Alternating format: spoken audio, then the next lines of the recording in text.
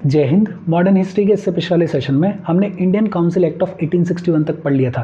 आज के सेशन में एक तो हम बात करेंगे इंडियन काउंसिल एक्ट ऑफ 1892 के बारे में, दूसरा हम पढ़ेंगे गवर्नमेंट ऑफ इंडिया एक्ट 1909 के बारे में, और फाइनली हम बात करेंगे गवर्नमेंट ऑफ इंडिया एक्ट 1919 के बारे में। इन सभी टॉपिक्स के बारे में आज हमें पढ़ना है, बातचीत करनी है। देखो शुरू करते हैं। सबसे पहले हम बात करेंगे इंडियन काउंसिल एक्ट ऑफ 1892 के बारे में। 1892 के इंडियन काउंसिल एक्ट में क्या लिखा गया? एक तो लेजिस्लेटिव काउंसिल्स को और एक्सपेंड कर दिया गया। बेसिकली सेंट्रल लेजिस्लेटिव काउंसिल और प्रोविंशियल लेजिस्लेटिव काउंसिल्स में नॉन ऑफिशियल मेंबर्स के नंबर को इंक्रीज कर दिया गया, नॉन ऑफिशियल मेंबर्स के नंबर को बढ़ा दिया गया। एक सवाल ये भी आता है कि ऑफिशियल मेंबर्स कौन होते थे और नॉन ऑफिशियल मेंबर्स कौन होते थे? बहुत सिंपल, जो लोग सरकार से रिलेटेड होते थे उनको बुलाया जाता था ऑफिशियल मेंबर्स, और जो लोग सरकार से रिलेटेड नहीं होते थे उनको बुलाया जाता था नॉन ऑफिशियल मेंबर्स। बहुत सिंपल, इस 1892 के इंडियन काउंसिल एक्ट के थ्रू सेंट्रल लेजिस्लेटिव काउंसिल और प्रोविंशियल लेजिस्लेटिव काउंसिल्स दोनों में ही नॉन ऑफिशियल मेंबर्स के नंबर को इंक्रीज कर दिया गया, बढ़ा दिया गया। अगर बात करें सेंट्रल लेजिस्लेटिव काउंसिल की, तो हमने देखा था कि 1861 के काउंसिल एक्ट के टाइम पे इसका स्ट्रक्चर क्या था।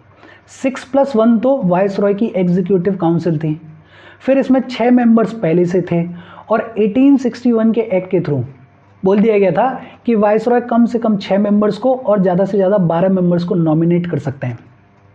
अब ये जो 1892 का इंडियन काउंसिल एक्ट लाया गया, इसके थ्रू सेंट्रल लेजिस्लेटिव काउंसिल को और एक्सपेंड किया गया और बोला गया कि आप 4-4 मेंबर्स को और नॉमिनेट कर सकते हो। मतलब कम से कम 10 मेंबर्स को और ज़्यादा से ज़्यादा 16 मेंबर्स को अब वाइसरॉय नॉमिनेट कर सकते थे। और प्रोविंशियल लेजिस्लेटिव काउंसिल्स में अलग अलग नंबर था। बहुत सिंपल तौर पे अगर याद रखें तो इंडियन काउंसिल एक्ट ऑफ 1892 के थ्रू सेंट्रल लेजिस्लेटिव काउंसिल और प्रोविंशियल लेजिस्लेटिव काउंसिल्स दोनों में ही नॉन ऑफिशियल मेंबर्स के नंबर को इंक्रीज कर दिया गया। हालांकि ये याद रखना, ये इंक्रीज होने के बावजूद भी यहाँ पे ऑफिशियल मेंबर्स की ही मेजॉरिटी थी, सरकार की पूरी पकड़ अभी भी थी। दूसरा, बहुत सारी बॉडीज़ जैसे universities, district boards, trade bodies, municipalities, zamindars और चेंबर्स ऑफ कॉमर्स, इन बॉडीज़ को पावर दे दी गई कि आप प्रोविंशियल काउंसिल्स के लिए मेंबर्स के नाम को रिकमेंड कर सकते हो। एक तरीके से प्रिंसिपल ऑफ रिप्रेजेंटेशन की शुरुआत कर दी। लेकिन ध्यान देना, ये जितनी भी बॉडीज़ हैं ये सिर्फ मेंबर्स के नाम को रिकमेंड कर सकती हैं, उनको नॉमिनेट तो अभी भी वाइसरॉय करेगा। इसका एक मतलब क्या है कि इनडायरेक्ट इलेक्शन का एक एलिमेंट इंट्रोड्यूस किया गया है। इनडायरेक्ट इलेक्शंस को इंट्रोड्यूस नहीं किया गया है, लेकिन हाँ, कम से कम इतना तो बोल दिया गया है कि आप नाम को रिकमेंड कर सकते हो। अल्टीमेटली नॉमिनेट अभी भी वाइसरॉय करेगा, लेकिन नाम रिकमेंड करने की पावर इन बॉडीज़ को दे दी गई है। तो ध्यान रखना, कहीं अगर पूछ लिया जाए कि इनडायरेक्ट इलेक्शंस की बातचीत सबसे पहले कहाँ हुई है, तो वो इस इंडियन काउंसिल एक्ट ऑफ 1892 में नहीं हुई है। यहाँ पे सिर्फ नाम रिकमेंड करने की पावर दी गई थी। इनफैक्ट 1892 के इंडियन काउंसिल एक्ट में इलेक्शन टर्म को यूज़ भी नहीं किया गया था। इसके अलावा बजट को डिस्कस करने की पावर दे दी गई, लेकिन बजट पे आप वोट नहीं कर सकते थे। ये जो लेजिस्लेटिव काउंसिल्स थी ये बजट को डिस्कस तो कर सकती थी, लेकिन उस पर वोट नहीं कर सकती थी। मतलब एक्चुअल में यहाँ भी कोई पावर नहीं दी गई है। आप डिस्कस कर लो, लेकिन बजट वही रहेगा जो एग्जीक्यूटिव लेकर आया है। कुछ मैटर्स के ऊपर क्वेश्चंस पूछे जा सकते थे एग्जीक्यूटिव से, कुछ लिमिट्स के साथ में क्वेश्चंस पूछे जा सकते थे। पब्लिक इंटरेस्ट के किसी भी मैटर पे 6 दिन पहले नोटिस दो और एग्जीक्यूटिव से आप क्वेश्चन पूछ सकते थे। लेकिन ये याद रखना, आप क्वेश्चन पूछ सकते हो, एग्जीक्यूटिव जो भी आंसर देगा वो आंसर आपको लेना पड़ेगा, आंसर को आप डिस्कस नहीं कर सकते थे। बहुत सिंपल। एक तो अपने को क्या याद रखना है, इंडियन काउंसिल एक्ट ऑफ 1892 के थ्रू सेंट्रल लेजिस्लेटिव काउंसिल और प्रोविंशियल लेजिस्लेटिव काउंसिल्स दोनों में ही नॉन ऑफिशियल मेंबर्स के नंबर को इंक्रीज कर दिया गया, लेकिन अभी भी ऑफिशियल मेंबर्स की मेजॉरिटी को मेंटेन किया गया था। सेंट्रल लेजिस्लेटिव काउंसिल कैसी दिख रही थी? कुछ इस तरीके की दिख रही थी 1892 के इंडियन काउंसिल एक्ट के बाद में। कई सारी बॉडीज़ को ये पावर दे दी गई कि आप प्रोविंशियल काउंसिल्स के लिए मेंबर्स के नाम को रिकमेंड कर सकते हैं। मतलब एक तरीके से प्रिंसिपल ऑफ रिप्रेजेंटेशन की शुरुआत कर दी। आप बता दो कि आपको कौन इंसान चाहिए प्रोविंशियल काउंसिल में, लेकिन ध्यान रखना इनडायरेक्ट इलेक्शंस की शुरुआत नहीं हुई है। आप नाम को रिकमेंड कर सकते हो, सिर्फ नॉमिनेट अभी भी कौन करेगा, वाइसरॉय करेगा। बजट को डिस्कस किया जा सकता था, लेकिन बजट पे वोट नहीं कर सकती थी ये लेजिस्लेटिव काउंसिल। एग्जीक्यूटिव से क्वेश्चंस पूछे जा सकते थे। पब्लिक इंटरेस्ट का कोई भी मैटर है तो 6 दिन पहले नोटिस दो और आप क्वेश्चन पूछ सकते हो, लेकिन सिर्फ क्वेश्चन पूछ सकते हो, एग्जीक्यूटिव जो भी आंसर देगा उसको डिस्कस नहीं किया जा सकता था। फिर इसके बाद लाया गया the very important Indian council act of 1909, जिसको पॉपुलरली बुलाया जाता है मॉर्ले मिंटो रिफॉर्म्स। मॉर्ले उस टाइम पे हुआ करते थे सेक्रेटरी ऑफ स्टेट और मिंटो उस टाइम पे हुआ करते थे वाइसरॉय, और वहीं से इसका नाम पड़ गया मॉर्ले मिंटो रिफॉर्म्स या Indian council act of 1909। Indian council act of 1909 के थ्रू क्या किया गया, एक तो इंपीरियल लेजिस्लेटिव काउंसिल या जिसे अपन बुलाते हैं सेंट्रल लेजिस्लेटिव काउंसिल या जिसे अपन इंडियन लेजिस्लेटिव काउंसिल बुलाते हैं, उसकी स्ट्रेंथ को और प्रोविंशियल काउंसिल्स की स्ट्रेंथ को और ज़्यादा इंक्रीज किया गया। ये जो इंक्रीजिंग ट्रेंड है ये तो अपने को दिख ही रहा है। तो इस 1909 के काउंसिल एक्ट के थ्रू भी इंपीरियल लेजिस्लेटिव काउंसिल और प्रोविंशियल काउंसिल्स में नंबर को इंक्रीज किया गया। ये जो हमारी इंपीरियल लेजिस्लेटिव काउंसिल या सेंट्रल लेजिस्लेटिव काउंसिल है, इसमें जो मेंबर्स का नंबर है उसको बढ़ा के कर दिया गया 60। कितना कर दिया गया, 60, मतलब सब्सटेंशियली नंबर को इंक्रीज कर दिया गया। बट सेंटर में अभी भी ऑफिशियल मेंबर्स की मेजॉरिटी को मेंटेन किया गया। मतलब सेंटर में अभी भी सरकार अपनी पकड़ को ढीला नहीं कर रही है। भाई ऑफिशियल मेंबर्स जो हैं वो किसकी तरफ झुकेंगे, सरकार की तरफ झुकेंगे। नॉन ऑफिशियल मेंबर्स हो सकता है एक बार को सरकार से थोड़ा अलग हट के बात करें। तो सेंटर में नंबर तो बढ़ा दिया गया, लेकिन उसके बावजूद ऑफिशियल मेंबर्स की मेजॉरिटी को मेंटेन किया गया। प्रोविंशियल लेजिस्लेचर्स में नंबर को बढ़ाया गया, कहीं 30 किया गया, कहीं 40 किया गया, कहीं 50 किया गया। लेकिन एक चीज कर दी कि प्रोविंशियल लेजिस्लेचर्स में नॉन ऑफिशियल मेंबर्स की मेजॉरिटी को स्टैब्लिश कर दिया गया। मतलब यहां पर थोड़ा सा चेंज देखने को मिल रहा है। प्रोविंशियल लेजिस्लेचर्स में नॉन ऑफिशियल मेंबर्स की मेजॉरिटी को स्टैब्लिश कर दिया गया। बड़ा इंपॉर्टेंट, इस इंडियन काउंसिल एक्ट ऑफ 1909 के थ्रू इनडायरेक्ट इलेक्शंस को इंट्रोड्यूस कर दिया गया। पहली बार इनडायरेक्ट इलेक्शंस को इंट्रोड्यूस किया गया। कैसे, ये जो इलेक्टेड मेंबर्स थे, म्युनिसिपल कमेटीज जो हैं वो प्रोविंशियल लेजिस्लेचर्स के इलेक्टेड मेंबर्स के लिए वोट करती थी, मतलब चुनती थी। और जो प्रोविंशियल लेजिस्लेचर्स के मेंबर्स हुआ करते थे वो वोट करते थे और सेंट्रल लेजिस्लेचर के मेंबर्स को इलेक्ट करते थे। मतलब पहली बार इनडायरेक्ट इलेक्शंस को हमारे कंट्री में इंट्रोड्यूस किया गया। सेंट्रल और प्रोविंशियल लेजिस्लेचर्स दोनों की पावर्स को इंक्रीज किया गया, लेकिन पावर्स को कुछ इस तरीके से इंक्रीज किया गया कि अभी भी जो अल्टीमेट पावर है वो गवर्नमेंट के हाथ में है, या फिर अपन ये बोल दें कि वो अभी भी एग्जीक्यूटिव के हाथ में है। लेकिन दिखाने के लिए कुछ पावर्स को बढ़ा दिया गया for the central legislature and the provincial legislature.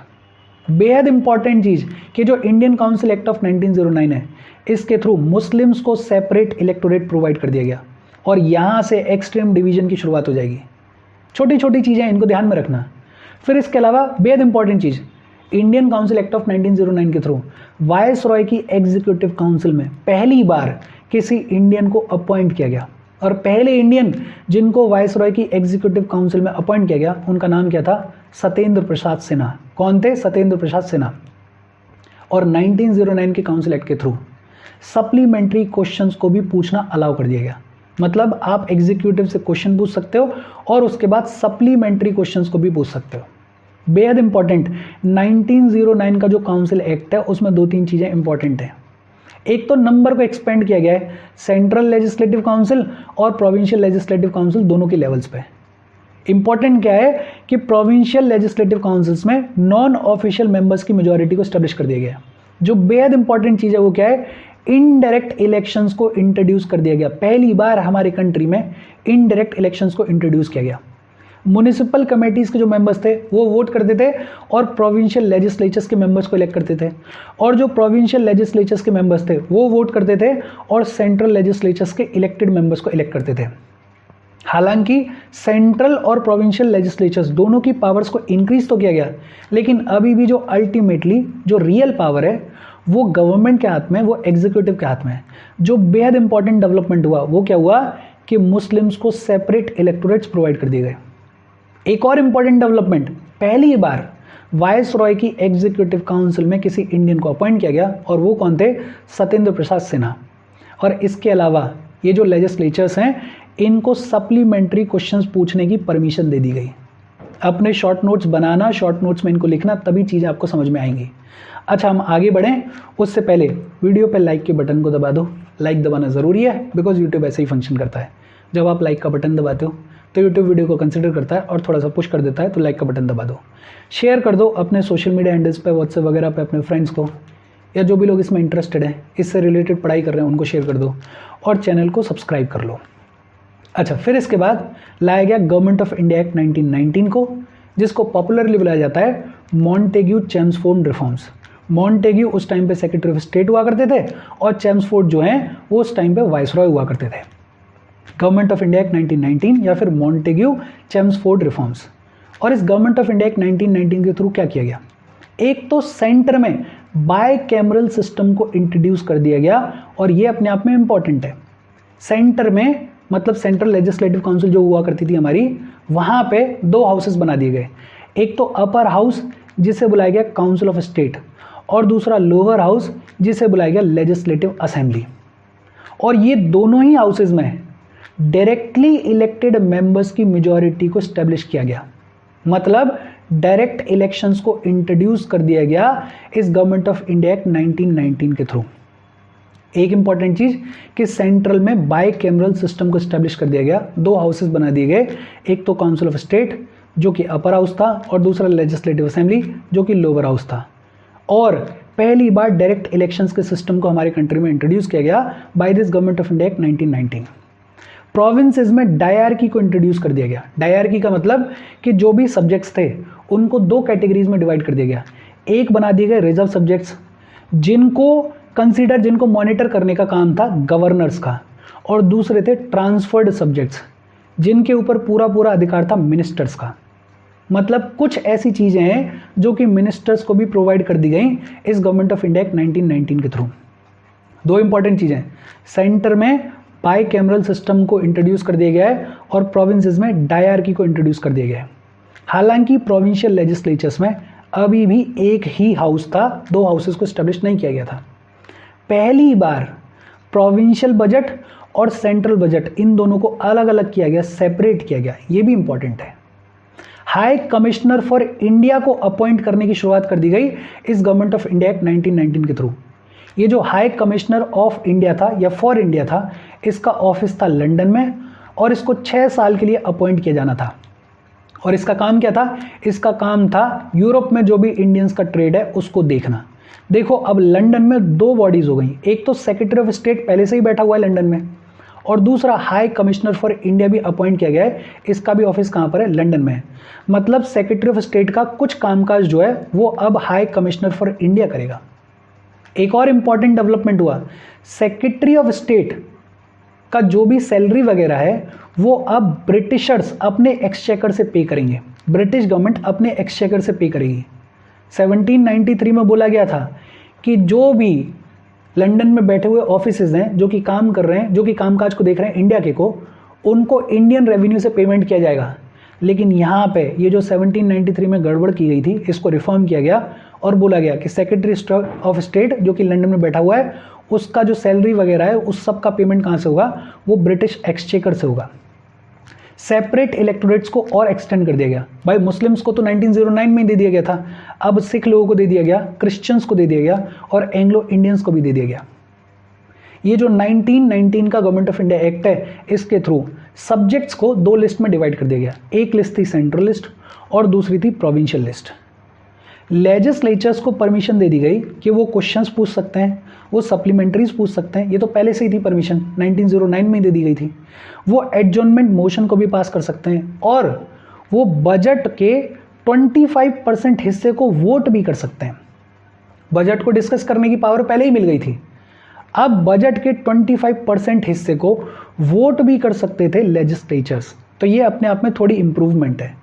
लेकिन एक्चुअल में अगर देखें तो गवर्नर जनरल और उसकी एग्जीक्यूटिव काउंसिल, या फिर ये कहें कि वायसरॉय और उसकी एग्जीक्यूटिव काउंसिल के ऊपर लेजिस्लेचर्स का अभी भी कोई भी कंट्रोल नहीं था। गवर्नर जनरल या वायसरॉय जो भी करना चाहते थे वो अपनी मर्जी से करते थे। ये जो लेजिस्लेचर्स हैं ये इनको बिल्कुल भी कंट्रोल नहीं कर सकते थे। देखो बहुत सिंपल, ये जो गवर्नमेंट ऑफ इंडिया एक्ट 1919 है इसमें बहुत सारी इंपॉर्टेंट चीज़ें हैं। उन इंपॉर्टेंट चीज़ों को शॉर्ट में लिखो। देखो, एक तो सेंटर में बाय कैमरल सिस्टम को इंट्रोड्यूस कर दिया गया। 2 हाउसेस बना दिए गए, एक अपर हाउस जिसे बुलाया गया काउंसिल ऑफ स्टेट और एक लोअर हाउस जिसे बुलाया गया लेजिस्लेटिव असेंबली। ये दोनों हाउसेज में डायरेक्ट इलेक्शंस के सिस्टम को इंट्रोड्यूस कर दिया गया और दोनों ही हाउसेज में मेजॉरिटी स्टैब्लिश कर दी गई डायरेक्टली इलेक्टेड मेंबर्स की। प्रोविंसेस में डायआर्की को इंट्रोड्यूस कर दिया गया, मतलब प्रोविंसेस में सब्जेक्ट्स को 2 कैटेगरी में डिवाइड कर दिया गया। एक थे रिजर्व सब्जेक्ट्स और दूसरे थे ट्रांसफर्ड सब्जेक्ट्स। ये जो रिजर्व सब्जेक्ट्स हैं इनको मॉनिटर करने का काम किसका है? गवर्नर्स का। और ये जो ट्रांसफर सब्जेक्ट्स हैं इनको मॉनिटर करने का काम किसका है? मिनिस्टर्स का। हालांकि प्रोविंशियल लेजिस्लेचर्स में अभी भी एक हाउस था। प्रोविंशियल बजट और सेंट्रल बजट दोनों को सेपरेट कर दिया गया, अलग अलग कर दिया गया। हाई कमिश्नर फॉर इंडिया को अपॉइंट किया जाने लगा और इसका ऑफिस कहाँ पे था? लंदन में था। इसको अपॉइंट किया जाने लगा 6 साल के लिए और इसका काम क्या था? To look after Indian trade in Europe. Secretary of state का अब जो भी पेमेंट है वो ब्रिटिश एक्सचेकर से किया जाएगा, ये भी बोल दिया गया 1919 के गवर्नमेंट ऑफ इंडिया एक्ट में। सेपरेट इलेक्टोरेट्स को और फर्दर एक्सटेंड कर दिया गया। अब सिख लोगों को भी दे दिया गया, क्रिश्चियंस को भी दे दिया गया और एंग्लो इंडियंस को भी दे दिया गया और मुस्लिम्स को तो पहले से मिला ही हुआ था। जितने भी सब्जेक्ट्स थे उनको 2 लिस्ट में डिवाइड किया गया, एक थी सेंट्रल लिस्ट और दूसरी थी प्रोविंशियल लिस्ट। एक जो इंपॉर्टेंट चीज की गई वो क्या की गई कि बजट पे अब लेजिस्लेचर्स वोट कर सकते थे, लेकिन सिर्फ 25% बजट के ऊपर वोट कर सकते थे। अच्छा, जब अपन ये कह रहे हैं कि डायरेक्ट इलेक्शंस को इंट्रोड्यूस किया गया तो एक चीज और दिमाग में रखना कि सबको राइट टू वोट नहीं मिला है, एक लिमिटेड फ्रेंचाइज थी, मतलब बहुत लिमिटेड लोगों को राइट टू वोट मिला था, तो ये दिमाग में रखना। फिर फाइनली अगर एक्चुअल में देखें तो जो वायसरॉय और वायसरॉय की एग्जीक्यूटिव काउंसिल थी उसके ऊपर लेजिस्लेचर्स का कोई भी कंट्रोल नहीं था। थोड़ी बहुत पावर्स जरूर दी गई हैं लेकिन कंट्रोल कोई नहीं था, मतलब अभी भी जो आंसरेबल गवर्नमेंट होती है उसको एस्टेब्लिश नहीं किया गया। और इसके साथ आज की हमारी बातचीत खत्म हो गई। इजी सेशन था। मैं बार बार ये बोलता हूँ कि अपने शॉर्ट नोट्स प्रिपेयर करना, लिखना, उनको रिवाइज करना, तभी ये चीज़ें याद होंगी। कंपैरिजन के फॉर्म में अगर देखोगे तो ज़्यादा बेटर तरीके से समझ में आएगा। कोई डाउट हो कमेंट करके पूछ लेना। Thank you very much.